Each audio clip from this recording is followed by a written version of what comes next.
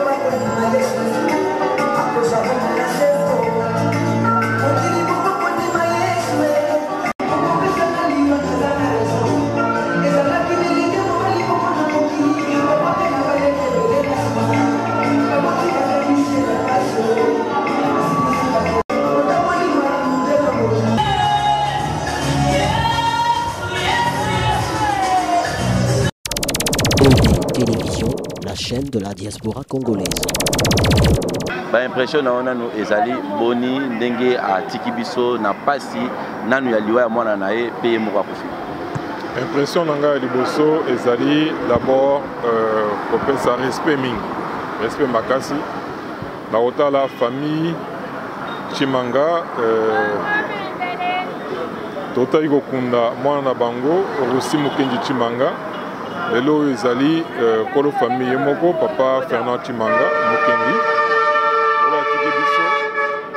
Atiki biso pambate, c'est parce que depuis le 25 février 2018 Rossi basila ikobomaye awa na lembawa ko naye nzoto naye etikala ki confisqué babotola ki nzoto wana.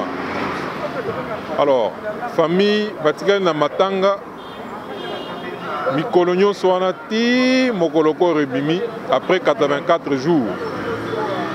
Et puis mokoloko rango ebimi ba vandaliser yango. Ko vandaliser za koloba nini ba kwesa yango na mabele et tout ça. Alors nyonso wana ezali otobengi na lopoto ngala za défenseur des droits de l'homme. Ezali torture. Eza torture propre, to torture blanche. Papa wana subir yango nde memi na liwa parce qu'il ne pouvait pas résister autrement. Azaï préparé te na makambo ndingona. Après tout ce qu'il a subi, alors c'est vraiment grave. Et j'apprends que dans la même famille, ils ont perdu encore Moutoumousou, donc je suis en train de vérifier. Alors, aux Omona, le simple fait que Rossi Chimanga Abimaki le 25 février 2018, la marche au Bissos Tobimaki, na appel à CLC. Marche wana ezali ya kobenga respect ya accord ya Saint-Sylvestre. Accord oyo tosignaki biso banso en toute liberté. Mais mpona koréclame kaka respect ya accord wana et provoquer liwa ya batu. Donc famille mobimba ezosila. Vous comprenez que eza makambo moko ya kondimate, nous ne pouvons pas accepter ça dans notre pays. Donc kondima yango te, c'est révoltant. Et Nigoloba, il y a un groupe à Batou qui pense que démocratie est alignée Ligambo ya bango moko. Soy balingi ba appliquer démocratie, soy balingi te ba ko appliquer te. Alors nous disons liwa ya papa Fernand Chimanga Mukendi ezali obele na maboko na bango parce qu'à coup finde na torture morale. Alors les loyo, je lance encore un message. Pourquoi nous avons kunda batuboyi? Likolo kaka ya application ya accord, respect ya accord. Onyo sozo selema lelo, tomoni Kabila a nommé bato na Cour suprême de justice, tomoni a memi loi électorale na parlement oya bango bato mandat esila. Ya ye mandat esila, bato baza na parlement mandat na bango esila. Bazo kende kozwa mikano ya ko modifier loi électorale. Po basala yango na lolengo ya bango. Élection wana bakosala bango moko. Nous ne sommes pas concernés dans kati ya élection wana. Parce que non, messieurs, élection ni olobanini. Peuple souverain, souverain primaire, aux citoyens, yenda okende aponi en toute liberté, en toute dignité. Tokende un accord to signaki, accord ezali komoko ezali très équilibré. Dans ce sens que partage à ma responsabilité et il y a seulement entre Batoyo Bakotaki na accord entre les institutions en place pour Moutoumoko quand mon côté Bakoka confisquer toko sala o bango ba sepeli. Ba équilibre accord wana eza respecté. Les lois même des crispations. Des crispations, bien sûr, des crispations au niveau politique, au niveau de la justice. Mais des crispations sociales. Et l'ingay bezala na quand on a passé le gouvernement ya malam, un temps soit peu vécu quotidien de la population, des crispations et l'ingay salema. Alors on nous amène dans l'élection moko, où ils ont violé même dignité à souverain primaire et à peuple, où ils ont clochardisé, paupérisé. Bah mais pendant qu'il n'a rien, alors bah tient à disposition que tant que vous avez moi li pas boyer. Yé a bossani pas si on se passe que nous allons l'équipe, à bouer les lili bawana et puis à voter. Ça, il n'y a pas de dignité à ce moment-là. À voter juste pour Azwali mais ils ne votent pas, tenant compte, il y a passé, présent, avenir et Mboka. Alors, dignité Zate, nous disons, pour l'instant, fichier Wana, ils ont inspiré confiance à mon côté. Nini, machine à voter, machine à tricher. Babo Iba audité Yango. Alors, Nini, équilibre Tolingaki. Nakati a même population au Zaboui. Qui peut aller chercher $1000 pour postuler à la députée? Ce n'est pas l'enseignant, ce n'est pas le fonctionnaire. Ils allaient réserver, vote ils ont réservé au Bénin Bango, Oyo, Basi Bazuzu, Bambongo, ils ont bloqué quelque part. Alors nous, peuple, nous irons seulement. Donc on a la balise, on va représenter Bisso. La carte de la balise, entre un grand voleur, entre un voleur moyen, entre un voleur ordinaire. Donc on a la carte élection, ils ont proposé Nini. Christopher Ngoya a proposé Nini. Ils ont proposé application et accord. Pourquoi? Parce que... Pour y poster, il y a une application à accord pour la poste. Moi, je sais qu'on a posté. On a posté. Oh, rien du tout. Nous nous agissons pour yo nengo zawana se retrouver. Pendant nous avons mis sur yo et les oloba. Pour nengo zawana se retrouver. Alors, avant une élection, il faut Congolais qu'il y ait une élection de manière digne. Dans un défenseur des droits de l'homme, vous n'allez pas amener quelqu'un qui n'a pas mangé pendant 2-3 jours et puis vous ne pas voter. Voter parce qu'on a payé solipa. Et ce n'est pas ça la dignité. Et nous disons ceci. On ne peut pas accepter que quand Moko, il y a M. Kabila, on est au gouvernement. Bazo Saloé Alongwe, le secrétaire général, il a peu perdu.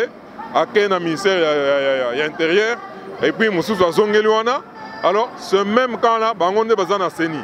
Non, on est besoin pour qui peut être candidat qui ne peut pas l'être. Seni Bango. Ces élections-là, nous n'acceptons pas de cette manière. Si nous allons bloquer. Nous allons bloquer. Et to bloquer de Rosenga peuple à une élection.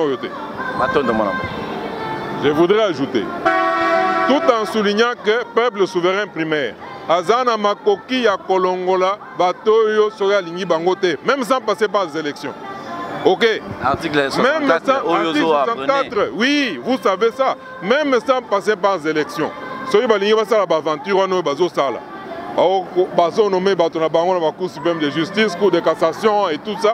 Dit, ces choses-là étaient prévues par l'accord pour équilibrer Zala. Moutumoko amela baningate. Mais dans le moment où il y a une élection, il y a canaille. Et là, on refuse. Qui a précisé, nous sommes membres de l'association Les Amis de Thérèse Kapangala. Alors, pour Naliwa et papa, c'est vrai que papa a Koufi. Il y a Bisso, ils ont passé. Ils ont passé comme on a papa Koufi, suite il y a des soucis au Azalaki Nango.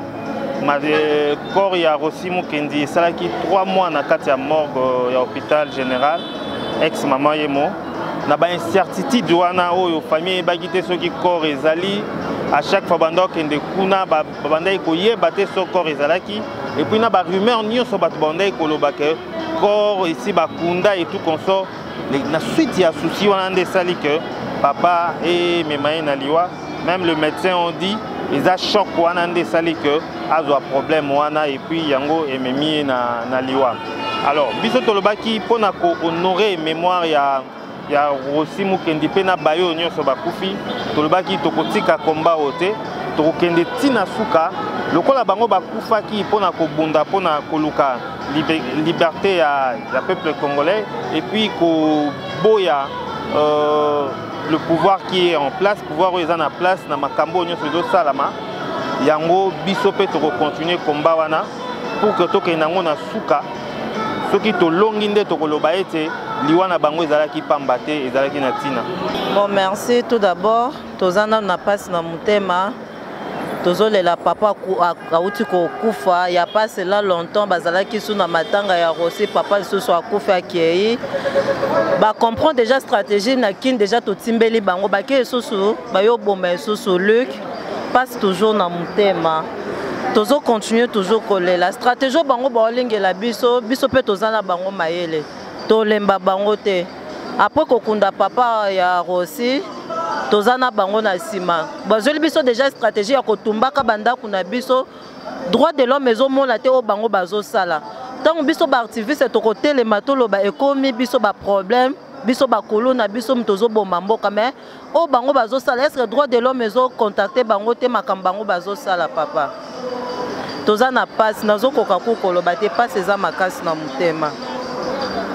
Merci bandeko balandi ya Eco Dynamique Télévision ndenge tolobaka na bino toujours mboka oyo toyebite soki il faut bazwa bato bazo diriger mboka bacha bango na tono bakanga bango basude tono wana po balobaka lisusu te po basalaka musalo bazosala lisusu te parce que bakongole bakoki koloba lisusu na ndenge nini balobi na munoko bozoyoka te baloba na mabubu to minoko koma bango milai lokola bacho po boyoka tokokoba na bobseki parce que tolobaki na bino tolakaki bino toko accompagner bino parce que les TV les chaînes ya ba événement to accompagner kaka to accompagner to kolakisa bino mayambindo ya bosoto ya mwindo ekoleka na Kinshasa ekoleka na Congo awa bakimi Kinshasa parce que bana kini batimbeli bango bake na STT omoni ndenge basali likite bakalicine batumbie est-ce que soki botumbi lik baliki mususu bazate Congo esi etelemi